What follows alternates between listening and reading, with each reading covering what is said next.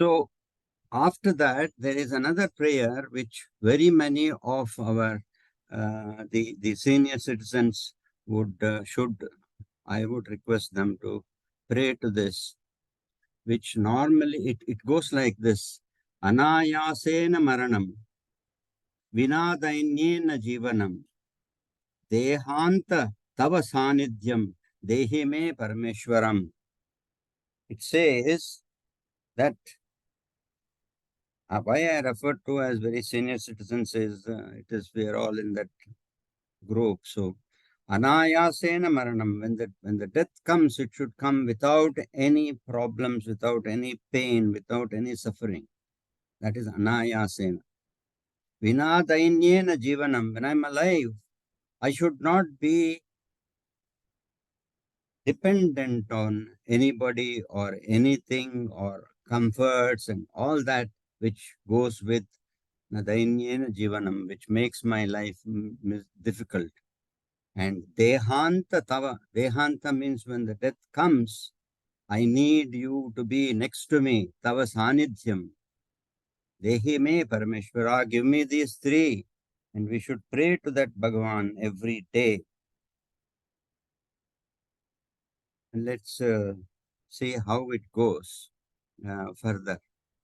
The other thing is that every time in all our wherever we have the Puranas, the Stotras, everywhere, we always say that it is 3 times Shanti, Shanti, Shanti. Now, when we talk about this 3 times, why do we say 3 times? And this is associated mostly with this prayer, which says Om Sahana Vavato Sahanau Bhunaktu Sahabhiryankara Vavahai Tejasvinabhaditamastu ma vidvishavahai. Om Shanti Shanti Shanti. Now, I don't want to get involved into this explanation of this. Very many of you, every one of you know this. But these 3 Shantis are referred to the 3 types of obstacles that can come to us. Adi Daivika, Adi Bhautika, and Adhyatmika. What is all this? Let's look up for ourselves and see what it is. Then we will now move on to the subject matter, which is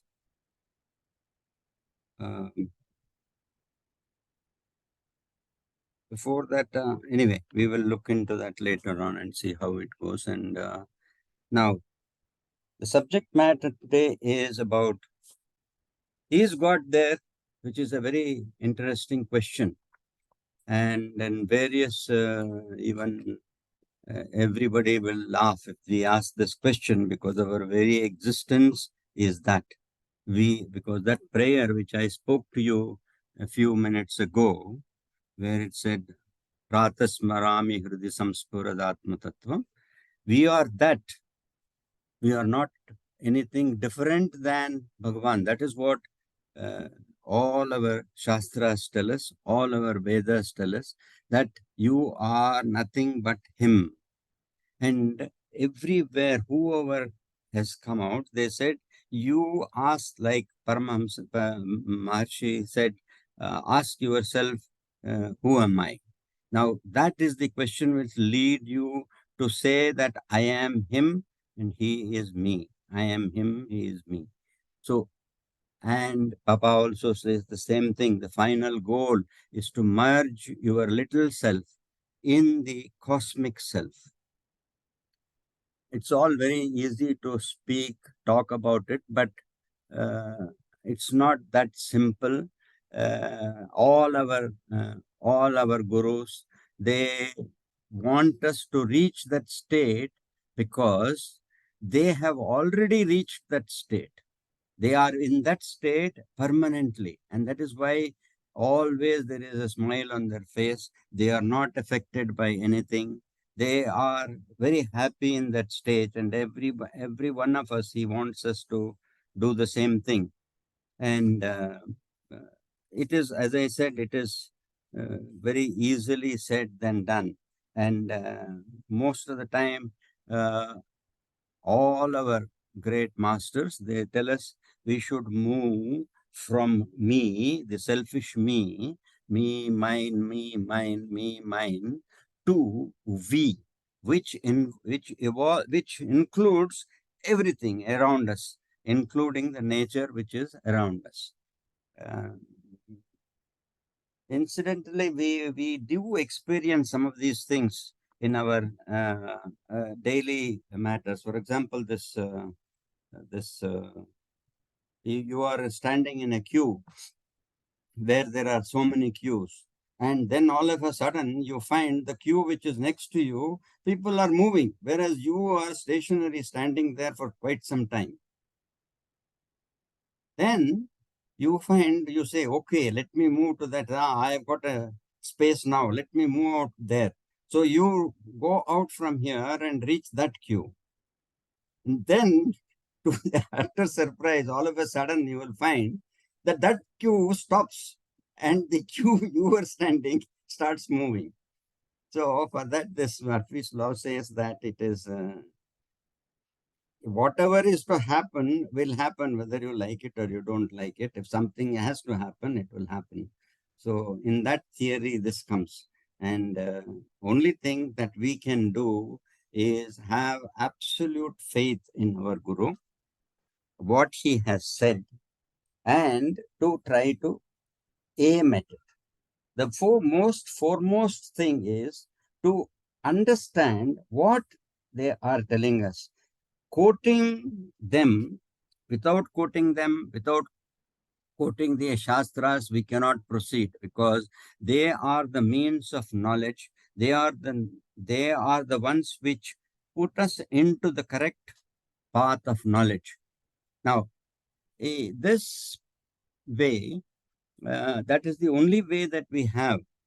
Uh, and when we look at uh, what is happening around us, when we also read and hear what our masters have told us, we feel very happy. But then every sentence that comes out of them has got so much inherent meaning in it that it is rather difficult to follow it. It is, you see, we all say we are following, but unless we put in that sincere effort, we cannot move out from this me and mine to we and ours. It is very, very difficult. So let's try and see how we go ahead. And as I said, the only way to go any further is to have absolute trust in our Guru and try to do what he has told us to do. For example, by Papa says, you don't have to do anything but take my name. But he doesn't stop there. That's the part of it. Firstly, he will tell us, don't worry, whether you understand it, you don't understand it, whether you are singing it in the proper tune, you are not singing it in the proper tune, whether you are following what I am telling you or not, just take the name. And he will give an example by telling that the doctor gives you a pill, but he doesn't explain what all the pill has got within it, how it will cure you, how it will manage your life. He only tells you, trust that doctor and eat. When you take that medicine, it cures you. So likewise, what Papa says is that you take the name incessantly. But the point is, when these words which they talk about, they they are so much pregnant with words that we only see the external thing which is very near to us. We don't go into the heart of the words and try to follow it. For example, now this Ram Nam, taking Ram Nam, writing Ram Nam, these are all the means to go to that level where Ram Nam takes hold of you. Not you take hold of Ram Nam, but Ram Nam takes hold of you and it guides you in the right direction. Let us hope that our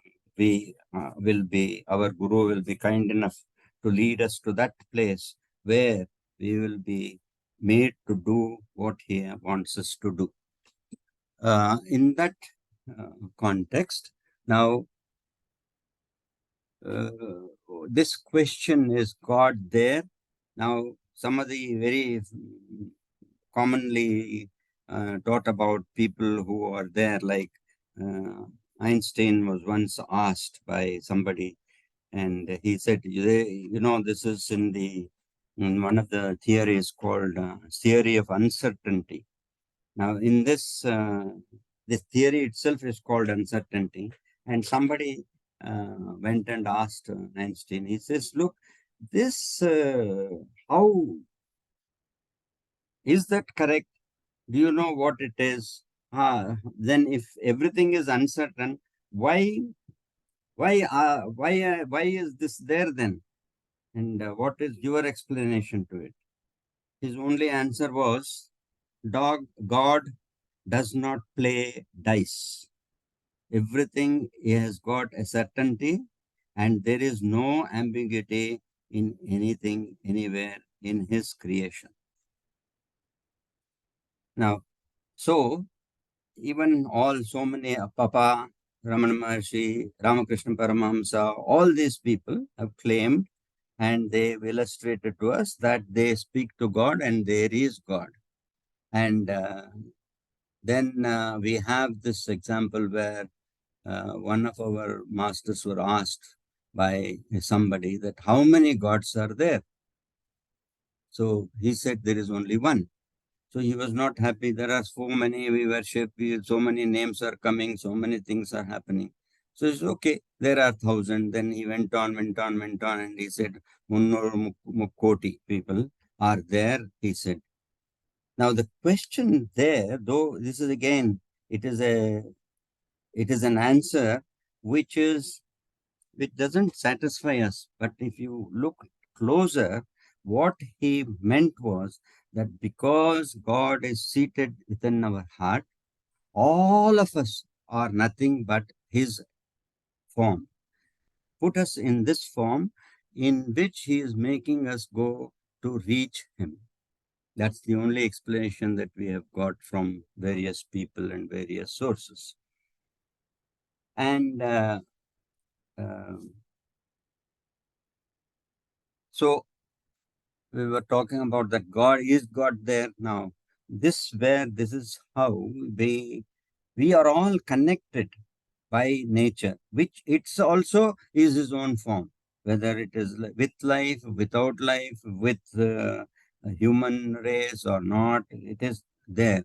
And we have the Viveka Chudamani, where Shankara is the very name of this book, of this whatever it is you call it, is something which is wonderful. I would request every one of you to go through some of the stanzas in this and try to see how explicitly he has explained our connection with God and how we are all part of God. And then he says that in the opening verse itself, he says, you can read the Sanskrit portion. It is wonderful. The words go so beautifully. Chantunam nanajanma durlabhamataha. It goes on like that. Pum satvam tato viprata. So this explains what it says is that a human birth is indeed rare, very rare. There are 84 crores or 84 thousands or whatever it is, so many types of creatures, right from the ones which we cannot see to the ones which we see. So amongst all that, to be born as a human itself is a very great thing. So when we when we sorry, I'm getting lost a bit. So he goes to explain there that what are the, it is not just sufficient if we get the human birth, because that is just the beginning. Then to say that you should have manliness, it does not mean that only men, it includes women also, because it has time and again, it has been proved that they are superior to us in so many ways, and they are no less to a man. Then again, he goes to say, Pumsatvam, Viprata, you have to have that, that urge to read the scriptures, to go through the right path, and so on and so forth. And then, and after all that, he again goes back to say that who is the uh, the correct persons to know what are, or how to achieve it. He says durlabam. He starts with the word durlabam. Trayamay vaitattadu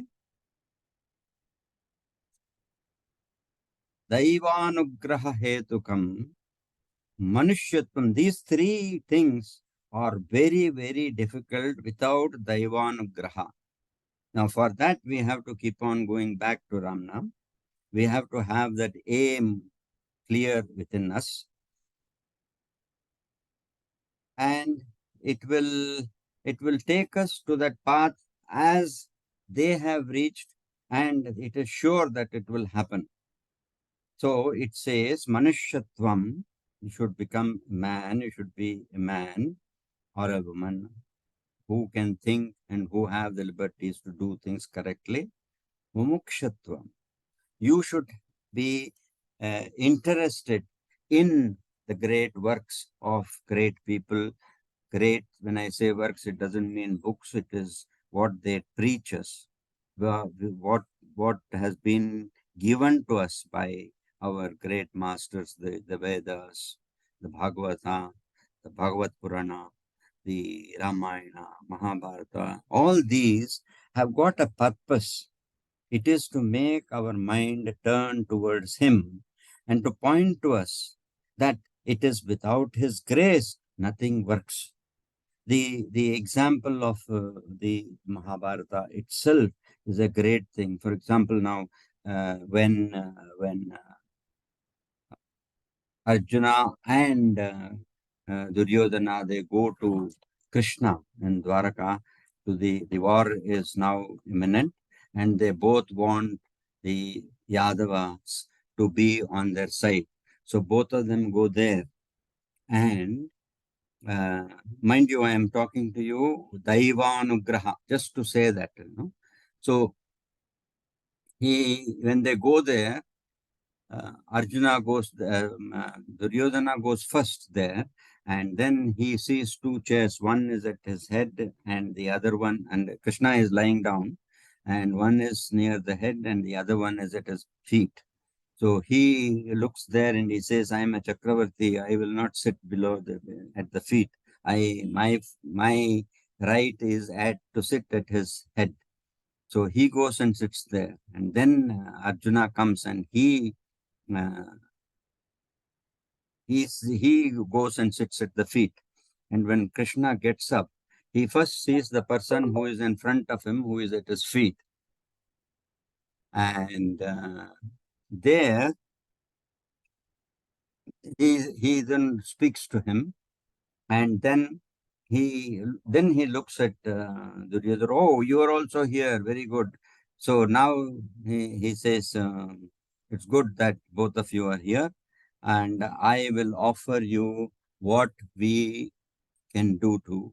One is, I will be alone without any taking up any weapon in my hand. I will not fight, but I will be on the side of whoever wants me. The other side can take my countless army, which is there, which is the Yadava army, which is very powerful. And now he says, I will give the first order to somebody who I saw first, which is Arjuna. And then itself, Duryodhana says that, no, no, no, I was the first to come here. And but he says, look, in two respects, I cannot accept that. One is that Arjuna has come first, and he is younger to you, and therefore he has the right to ask for whatever he wants.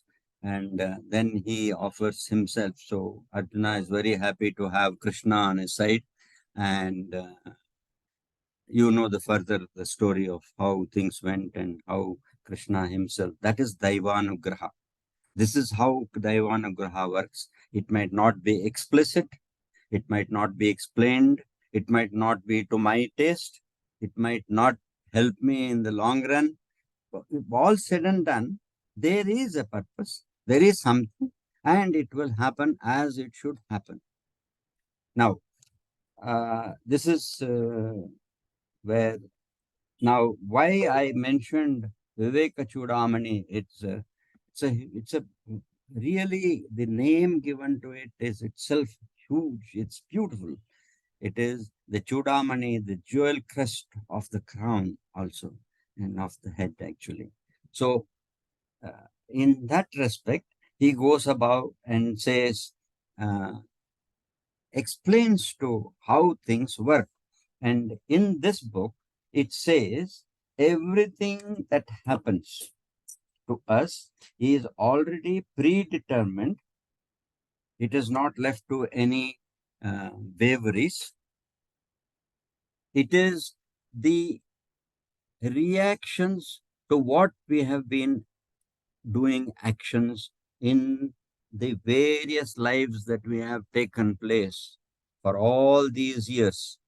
Every time you do an action, and that is explained by Newton's third law of motion, which says action and reactions are equal and opposite. And according to that, and also we are carrying two bags. One bag is all the reactions of our present action going and sitting in one bag, which is the good bag, and there is another bad bag. Now, whatever reactions take place due to bad actions, whatever actions take place with the good actions, they go into the respective bags to come out later on in various forms. Now, here, one thing that comes to notice is, in this, there is no equation. The plus is plus, minus is minus. There is no 10 pluses and 1 minus. It doesn't stop the minus to come up also. Minus will have its own reaction. Plus will have its own reaction. And we are going through those processes which happen. And according to Viveka Chudamani, it says, these karmas that we are performing, they have actions. And these actions, as I said, they have their reactions. And the cumulative reactions of all our previous lives, from that is called as Sanchita Karma.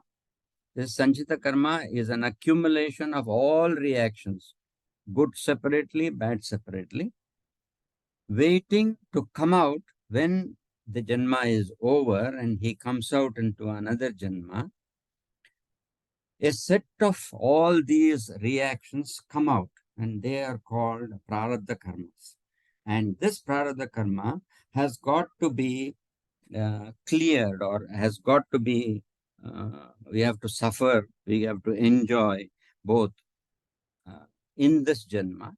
And whatever we are doing in this Janma is again going into the same bag to come out again as the same Sanchita Karma which it gets. And then when the person is born and reborn, he will carry his Prarabdha Karmas to come out and perform and get rid of them. The aim of all our of our prayers, of our following, whatever scriptures we are doing, whatever is happening to us is all due to this. Therefore, God does not he doesn't do anything partially. There is nothing partiality in him. He is very impartial. He is left everything for ourselves to decide what we want to do, whether which way we want to proceed, how we perform, we will reap the rewards accordingly. Whether it is rewards, good rewards, bad rewards, whatever it is, we have to face them and we have to go through that. Now, there is one exception to this rule in his rule, and it comes out in the Gita somewhere, that by when you proceed in the right direction, your actions are good, you have the interest of others before your own interest, and you perform them, then God is pleased. He says, oh, here is a person who wants to follow what I have told him, what he has read from the scriptures, and whatever is laid down for him, he is going through without expectations. Like our yesterday also, he was speaking about it in the Gita. It comes out that any action performed should be without any expectations, absolutely zero expectation. And if you logically look at it, you will find that we have absolutely no control over anything that we uh, that we want to happen, or which we want to do. Everything happens as per our karmas predestined. So that itself proves that a person. And also, when and when will this action take place? Number one question. Second, in what form it will come out? Next question. These two, we don't know. Luckily, we don't know, and we cannot, because we cannot help in any way change anything. So, what happens is we have to expend all these karmas, and when we do that, we only have to pray to Him that I know that I am helpless. I cannot do anything except your pray to you to give me the strength to bear whatever actions that are to take place, and to guide me in that spirit and put me in a position where I will be able to perform the right things the correct way as desired by you. That is the prayer that we have to do every day to Him, to say that please guide me in this. Please let me have the strength to bear all that which is going through, which I am going through. Now, this is where we can only pray to Him and try to minimize our problems, because we have no control whatsoever on any of the actions that take place. The examples that we face is that we do see this in the world.